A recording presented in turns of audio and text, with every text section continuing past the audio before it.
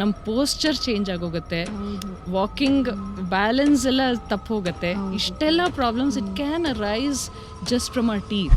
ಹಲ್ಲು ಯಾವಾಗಲೂ ಒಂದೇ ಪರ್ಟಿಕ್ಯುಲರ್ ಅಲೈನ್ಮೆಂಟಲ್ಲಿ ಬರೋದಿಲ್ಲ.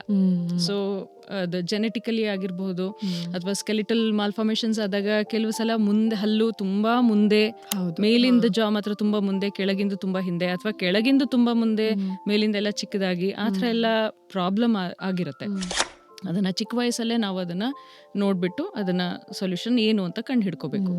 ಇವಾಗ ಜಾಸ್ ಈ ಥರ ಇಂಬ್ಯಾಲೆನ್ಸ್ ಆದಾಗ it is not just related to the teeth that results in issues ಅಥವಾ ನೋವು ಅಂತ.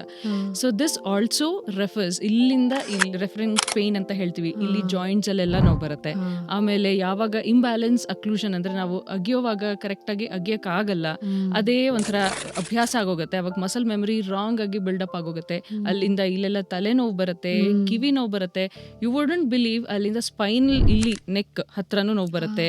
ಅಂಡ್ ದೆನ್ ನಮ್ಮ ಪೋಸ್ಚರ್ ಚೇಂಜ್ ಆಗೋಗುತ್ತೆ, ವಾಕಿಂಗ್ ಬ್ಯಾಲೆನ್ಸ್ ಎಲ್ಲ ತಪ್ಪು ಹೋಗುತ್ತೆ. ಇಷ್ಟೆಲ್ಲ problems it can arise just from our teeth.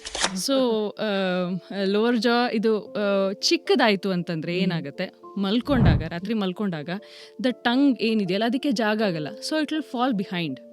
ಅವಾಗ ಸ್ಲೀಪ್ ಅಪ್ನಿಯಾ ಅಂದ್ರೆ ಸ್ನೋರಿಂಗ್ ಆಗೋದು. ಸೊ ಆ ಥರದ್ದು ಎಲ್ಲ ಸುಮಾರು problems. It is all related to dentistry, ಹಲ್ಲು, ಜಾಸ್, ಇದೆಲ್ಲ ಬೇಸಿಕ್ ಲೆವೆಲಲ್ಲಿ ನಾವು ತಿಳ್ಕೊಂಡೇ ಇರಬೇಕು. And we have to spread this awareness.